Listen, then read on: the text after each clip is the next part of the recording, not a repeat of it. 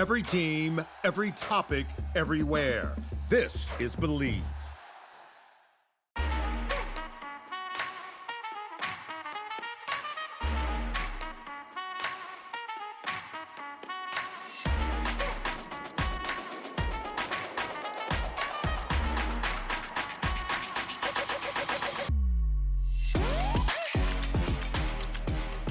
Hello, everybody, and welcome to another episode of Attack the Baseline, a WNBA podcast where every episode we attack our baseline knowledge of the WNBA.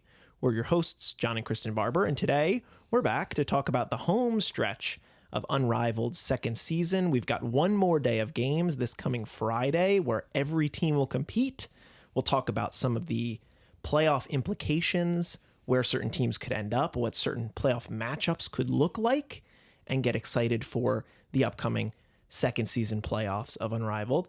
And we'll talk a little bit more about what's going on in the CBA negotiation world and maybe check in with Athletes Unlimited, see who's at the top of that leaderboard. But before we do, Kristen, how are you?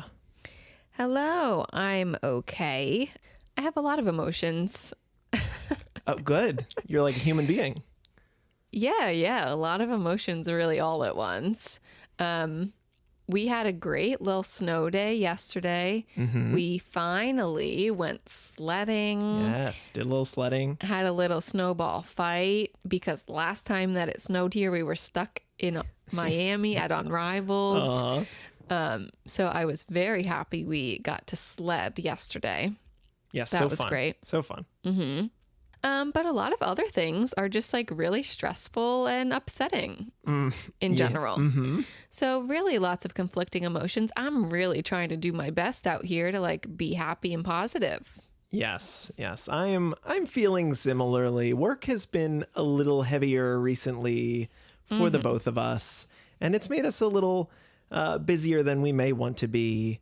But, you know, the nice little snow day pickup definitely helped things. Mm-hmm. And the weather's going to start to turn a little warmer here, and that's going to be nice. Yeah, so honestly, we need that. I'm not someone who generally like gets so impacted by the darkness of winter, but really this year, like it has been rough. Yes. I have felt so like stuck and sad and like lazy, like, and I just don't know what to do. Like, I'm just sitting on the couch and I can't go anywhere because I'm freezing and it's dark. Mm-hmm.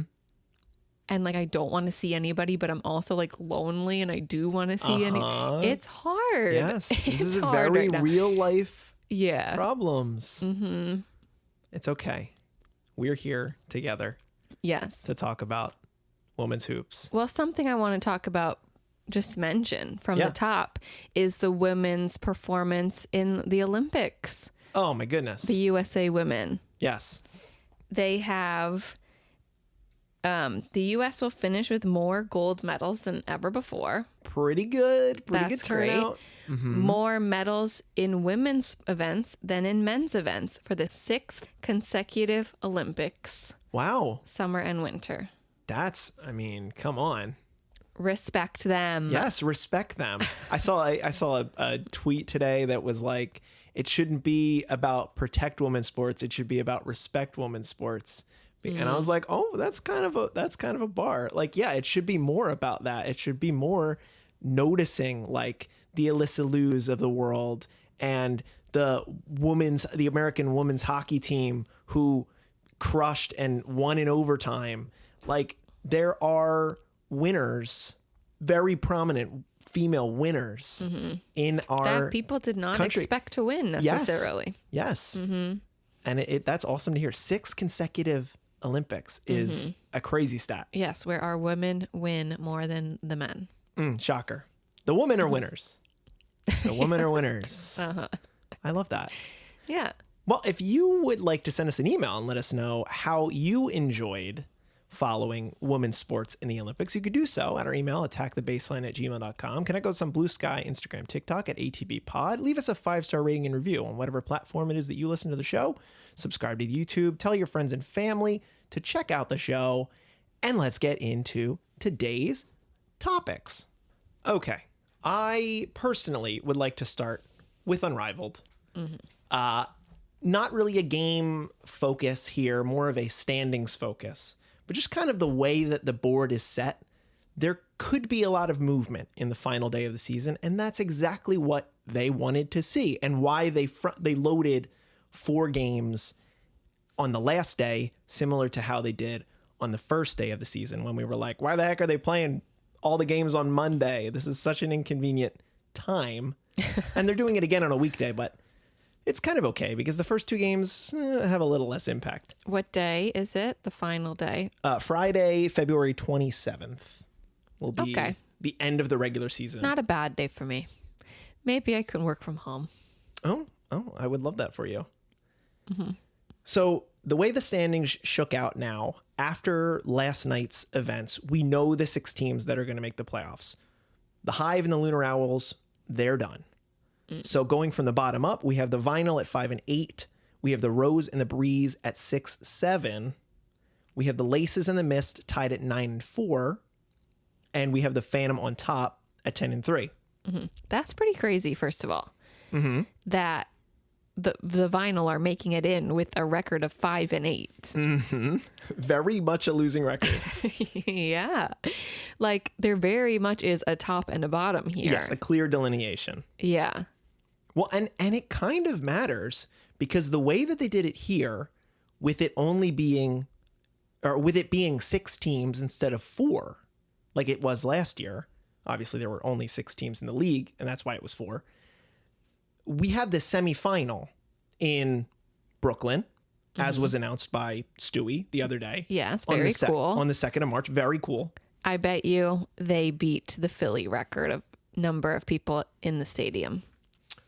I don't know. I mean, Barclays is big, but I don't know if it's bigger than the Expo. Yeah. I don't know. I mean, they could try to press more seats. I'll let you look up the totals while I talk through this. Going back to my point about the 6 teams in the playoffs, the top 2 are the ones that get the buys to go to New York and are guaranteed, whereas the 3, 4, 5, and 6 seeds are going to have to play for those final 2 playoff spots in the semis. Barclays Center is actually pretty small. It's pretty small, right? Yeah. Like 2,000, at least 2,000 seats smaller for basketball than here in Philly. It says for hockey, it's the 2nd smallest arena for hockey. Oh, who plays? I'm trying to think of who plays at Barclays. What hockey team? I don't know. I can't read this whole Wikipedia right now, but that's what it says. Okay, well, So Philadelphia owns them. Okay. Philadelphia owns them. I'm just thinking, of course, they're just going to try to cram more seats in there to beat us. I don't know how they do it, but we'll see. We'll see. I mean, we had a lot of time to have people buy tickets, and this was like announced last week. So kind of a big difference, if you ask me. But alas, moving on and thinking about these, the teams that could have buys here, these games do matter. But I'm just going to go down the slate of the 4 games and talk about some of the implications that could come from them. The 1 p.m. game somehow is Hive versus Lunar Owls. Schedule worked out that way. No. Oh. They can't change. They can't change the schedule. They set this. They changed around the order of the games. Correct, but not the actual games themselves. Right. This is the second time that these 2 teams will compete against each other, and they both happen to be out of the playoffs. Nice. So the 1 p.m. game does not have any implications. Okay. Congratulations. They put it first because they know people aren't watching this one. So if if you missed the 1 p.m. game, it's all right. It's okay. But the 2 p.m. game, I would say maybe it has the biggest implications in a certain sense. Because we have the Mist playing against the Vinyl. Now, as I said, Mist currently the 2 seed at 9 and 4, and the Vinyl currently the 6 seed at 5 and 8. If the Vinyl actually have a 20-point differential, or 20-point advantage in point differential over the Rose. So they have a negative 20-point differential, and the Rose have a negative 40-point differential. So in theory, if the Vinyl were to take out the Mist, which I don't necessarily think is going to happen, but if they did, then you could see a world where the Vinyl jump the Rose and the Rose fall into the 6th seed, even though the Rose and the Vinyl could have the same record. Now, of course, the Rose could just win their game and it wouldn't matter. But that's actually an interesting implication. Even though the Vinyl is behind the Rose, they still have that advantage in points, which I thought was interesting to notice.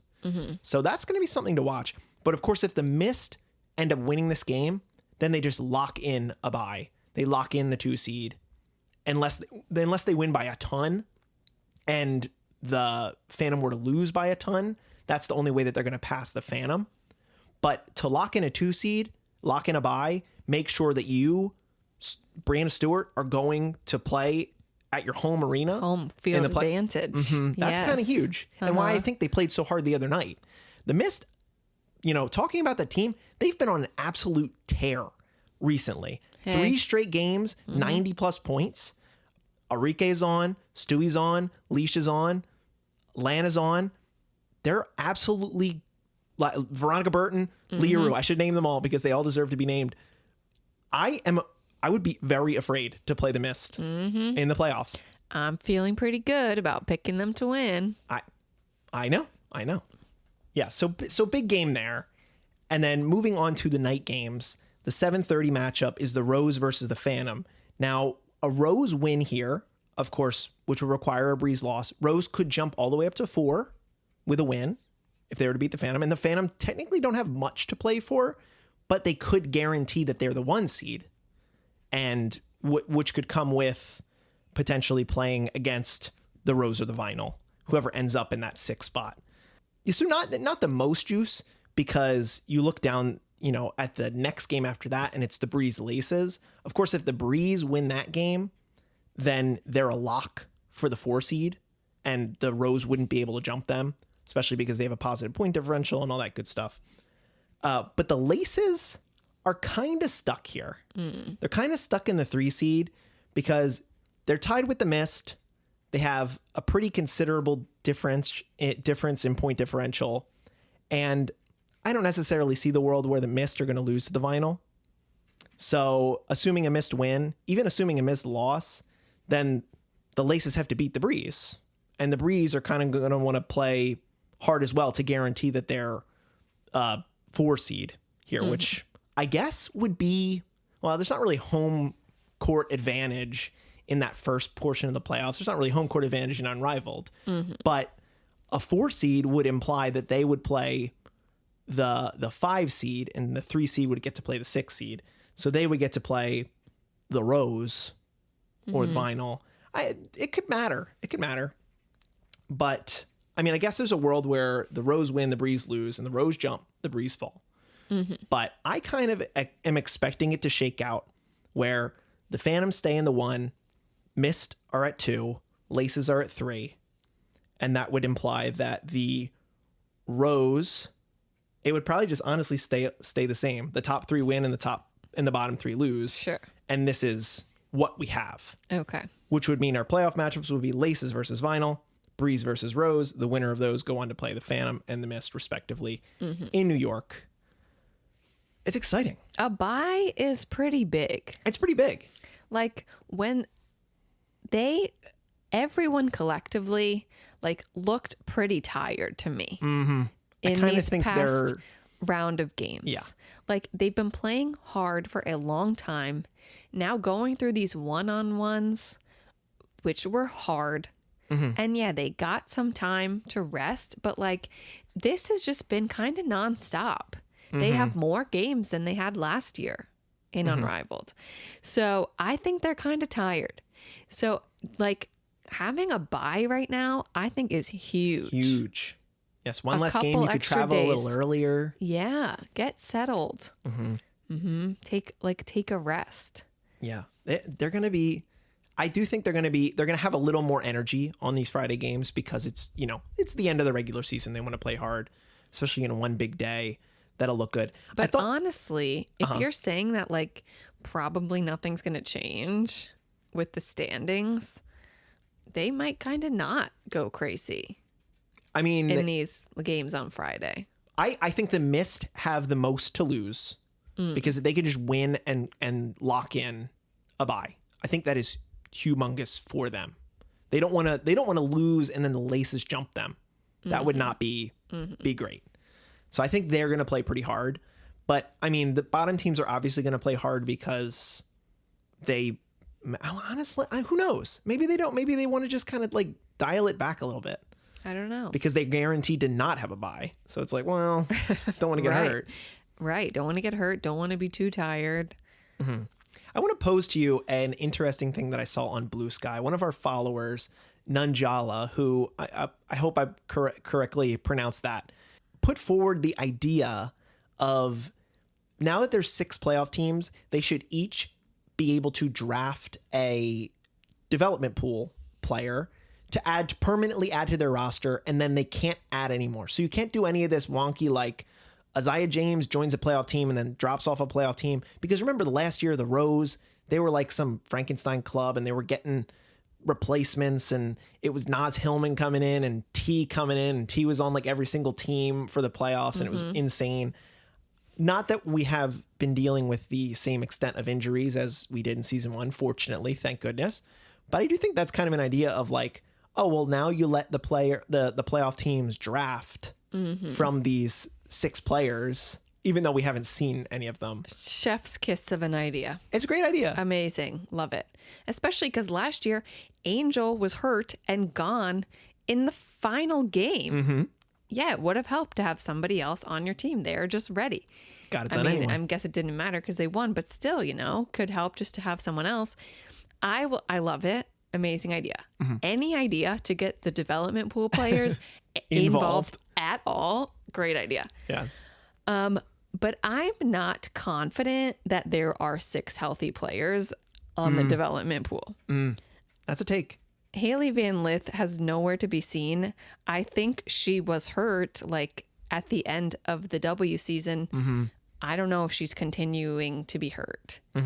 We have firsthand experience that Emily Inksler is hurt. Yes. Not going to play. Yes. So I don't know, honestly, if there are 6 players available. Like they are so tight-lipped about what is happening with the development pool. I haven't seen one word about Emily Inksler literally breaking her orbital bone. But like literally she did that. Yes. And they never said like she's in Unrivaled. What the heck? She's in the development pool of Unrivaled. It's different.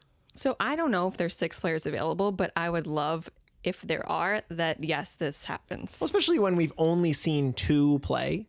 Right. Kiana Williams and Isaiah James. Isaiah James the other night for the Hive, 22 points. Pretty nice night for Zaza. That's so great. I think any team would love to add a player like Zaza, even to have some limited run in the playoffs. But that's not going to happen. It's a good idea. It's not going to happen. And I don't know. I guess in an ideal scenario, we're not getting to see any of the development players in the playoffs because the teams are healthy. But just some ideas as we wrap up the Unrivaled season. Obviously, we're going to talk about the playoffs as they come, but that is the state as we approach the final day of the regular season, and just wanted to get you all up to date with us on what to watch in those games on Friday. Okay. Well, who are you picking? Okay. At the beginning of the season, I picked the Mist. You picked the Rose. Yes. How are you feeling coming into this playoff weekend? I wish I picked the Mist and you picked the Rose so that I could feel good about it and not feeling great about it. The Rose are not the team that they started with. Obviously, they're very different. There's a tremendous load on Chelsea Gray, and Angel is still getting acclimated. They're I don't know. They're really trying to figure it out, but I don't expect them to just snap and go playoff mode and like start winning these games. I unfortunately don't. Like if they're in a playoff matchup against the Breeze, I don't know. I would probably pick the Breeze over them.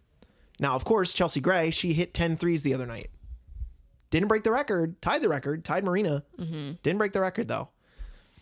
Of course, she's going to be able to do that. But like, you gotta see, I need to see everybody involved, everybody given, that top level for me to think that the Rose could be a 2-time champion here. So I would probably have the Breeze and the Laces moving on. I'd have the Phantom beating the Breeze, and then an incredible 2-3 matchup between the Mist and the Laces. Really hard to pick. You said the other night that you think the lack of bigs on the Laces is catching up to them. I think the Mist are in perfect form. So I'm kind of thinking it's just going to be the top 2 teams here, especially with what we said about the bye. And picking between the Mist and the Phantom, I'm probably picking the Mist. I really think I'm picking the Mist. And I think I'm actively rooting for that, even though I would be happy with the Phantom winning as well. Like, can you imagine if Satu was actually on this Phantom team right now? She was there. She was on the bench the other night. That's good. I love that. Finally a sign. I loved seeing her there. They would be so good. So good. If she was there this whole year, insane team. Oh, better than 10-3? Yes. Maybe. I think. Maybe. Would they be Owls from last year? Who knows? Yeah. They're a good team. Yeah. I'm so scared. I'm so scared of Chelsea Gray. You know what she can do. I'm not messing with her. I hate to bet against her. No. I am very concerned with the Laces. They lost 2 games back to back for the first time. They started very hot. They are ending cold. Not so hot. No. I'm worried for them. The Vinyl, yeah, they continue to struggle. But if BG and... Sweet Baby Ray had a 30-piece the other night. That's great. If De'Erica can get on a heater again like she did in the first couple games, I would not be surprised if the Vinyl beat the Laces. Beat the Laces. I would not be shocked. That's an interesting one. 1 second. I would love to see a Mist Phantom final, because that is just so perfect, where like they were the worst teams last year.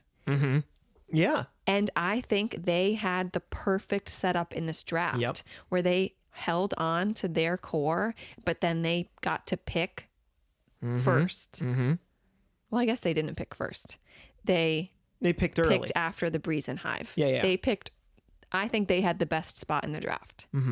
And both of them did it right. Yeah. Yep. Well coached, well rostered. Yep. Well, good schemed. I that's kind of what I'm hoping for. I know it's not super exciting. It's not a Cinderella story, but like it is a Cinderella story in the sense that you just said that they were the worst 2 teams last year. Exactly. The bottom of the barrel. So it's kind of cool to see that flip. Yeah. And the Owls, you know, now where are they? I went the other way. Uno reverse card.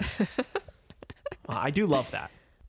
Well, I am pretty excited for how these playoffs shake out. I'm going to be looking forward to the games on the 2nd and on the 4th when we crown our season 2 Unrivaled champion, and then potentially enter a season where we are professional basketball less for an extended period of time. But let's talk a little bit about that, because CBA negotiations continue to rage on. We recently, as of yesterday or 2 days ago, whatever it is, as we record this, the league came down with a big meeting, had a big meeting with a lot of the players. I believe it was 50 players representing, talking to league officials. And the league said, if we do not ink a CBA by March 10th, that will impact the schedule. So they're putting a hard deadline. And now, in order to get that done by March 10th, that's February 24th as we record this, they need to decide on revenue sharing percentage, which the league has not budged. They're stuck on 15%. They're not going up. The players, as a matter of fact, are going down at least a couple ticks, but the league has shown no implication of meeting them in the middle.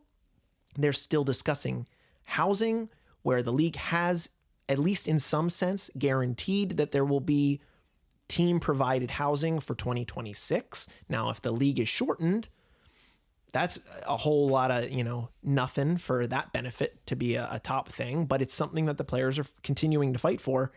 And we do expect within this week, who knows, Friday, maybe Saturday, that the union leadership will be coming back to the league with a counter proposal on what they just laid. And the players are not happy. The players are not happy that they put this hard stop. I am still expecting a delay to games. I'm still expecting an impact to the schedule. It's been 16 months of negotiations, and I don't see things any brighter today than they were yesterday. No, honestly, I mean, it makes sense to me. Like, the draft is supposed to happen on April 13th. That is very soon. Like, and a lot of things need to happen before then. Free agency. Yep. A double expansion draft. So it does make sense to me. Like, I feel like you need a month before the rookie draft to kind of get everything else in a row so you can have things happen as usual. Because after the rookie draft, you immediately go into training camp and then you immediately start the season. It's so fast, back to back to back, these things. Yeah. So yeah, like, that makes sense to me that pretty soon we're getting to the point where the season's going to be impacted now. So, like, I'm not shocked that they said this. This makes sense to me. I hope that, like, this has been communicated before yesterday that, like, well, this is our deadline now. I don't think so. I mean, I don't know. This is the relative time where, things have to start happening. Right. So, like, it doesn't shock me that they said this. But it's annoying that, so you're recognizing, WNBA, that something needs to happen very soon, but you're not helping at all. Right. Yet you spent 6 weeks not responding to the proposal sent to you by the players because you didn't agree with it. I mean, you can't have it both ways. Sorry, you can't. And, you know, it's been made abundantly clear that the players are making the league money, a lot of money, and will make them a lot of money. More money than they expected to make, I guess, because there's $8 million now that they will revenue share. Yes. $8 million of revenue that they're going to share now. That was in excess of whatever they thought. There you go. Oh, the From league last does year. make money, huh? Oh, interesting. You What say a that. concept. It continues to be a frustrating thing. I do think we're going to see a lot of news over the next week or two, whether it's good or bad news. I'm expecting bad news, but you never know. Maybe the league wakes up on the right side of the bed and says, "We're so stupid. Please." No, that won't happen No. until there's a strike and they start losing money. Right. All I'm saying is John and I are planning on going to Phoenix in August. Yeah, I want to see a Mercury game. So I'm trying to see basketball. Yeah. And that's not on the players. I don't want the players to cave just so that we can see the Mercury. We are pro player, obviously pro player. I want there to be a strike. Well, yeah, that's on the bingo board. Obviously. I just, like, you have to put the pressure on them, and that's the only way they're going to feel it, is if they start losing money from not having games being played. Yep. You got to bear down. As hard as that is for players right now, like, the players will lose money in the immediate. Everyone's losing money by not playing. Looking to the future, that's the only way that the league is going to cave, I think. Correct. And last but not least today, let's take a look at the top of the AU standings. Some movers and shakers. Ariel Atkins had a big game the other night. Where does she end up? She was 17th last time we talked. Is she top 10 maybe? Who knows? What, you want me to tell you? Atkins? Yes. Let's give me the Ariel Atkins stock watch first and foremost. Okay, you want top 10? Give me top 10. Yes. You say over under 10? 10 up. Yeah, I think she's in the top 10. She's not in the top 10. 11? 14. Okay. All right. Go 10 up. Who do we got? You want me to just read everyone? Yeah, I want to know. I want to know the top 10. Okay, 10, Emma Cannon. Okay. Alicia Clark. Nice. She stayed in the top for most of this season. Mercedes Russell. You love to see that because she was hurt, right? Yes. Yep. Anissa Morrow. Nice. Love to see a W rookie thriving. Natasha Mack. Yes, has been really great. Caitlin Chen, killing it. Killing it. Had a 30 piece the other night. She's shooting the ball really well.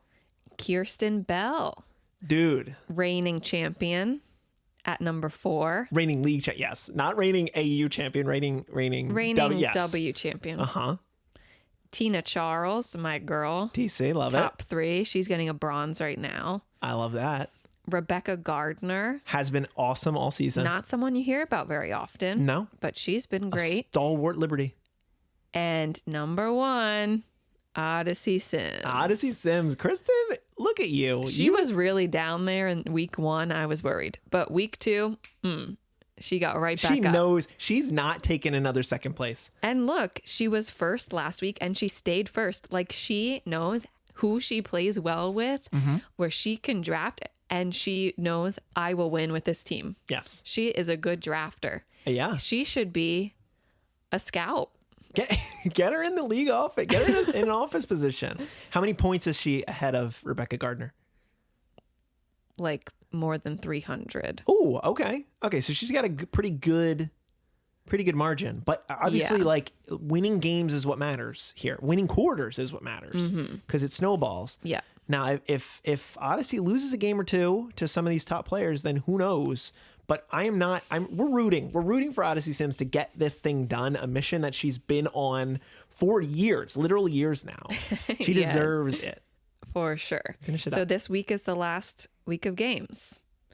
Week 4, it's in and out, Athletes Unlimited. Uh-huh. So we All have comes to an end. 6 games left, Okay. ending on March 1st at 4:30 p.m. is the last game. That could be a good one to watch, a Yeah. good time. Yep. And we'll see who's crowned the winner. Yeah, it's done before Unrivaled is. So if you're looking for a little extra basketball, make sure you check out IU if you haven't had a chance. You can watch it on the W app. You can watch it on ESPN. And let's watch Odyssey Sims get this thing done. It is pretty crazy, like, how hard the W, like, promotes AU, Yeah. but how they basically hate Unrivaled. Well, yeah. Conflict of interest. Somehow. I don't know how AU is, like, cool with them. I don't know. They just, like... I wasn't there when AU started. Yeah. Yeah. They weren't threatened by AU No. at first, Correct. but now they are threatened. Well, I think that's going to do it for this show. A nice little roundup before we talk Unrivaled playoffs.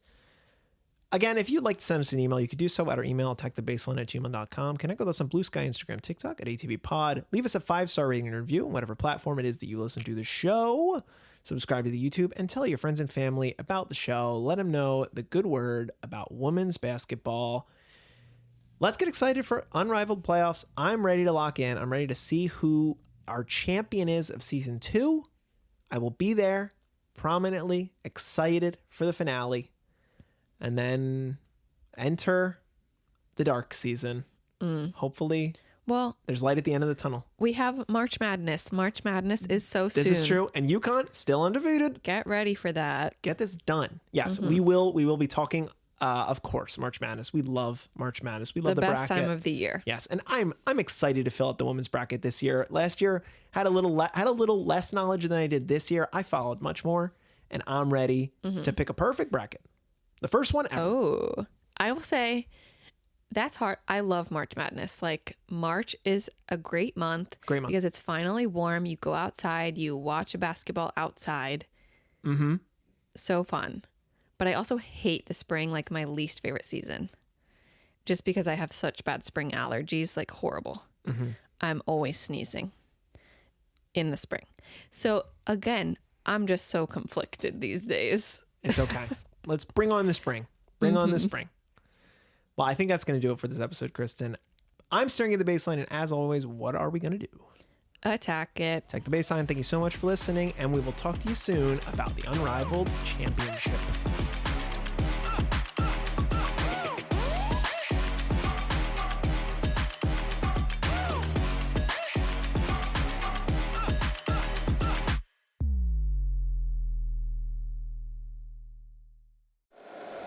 If you like the show, please take a moment to rate, review, and subscribe. It really does help the show to grow. Thank you for listening.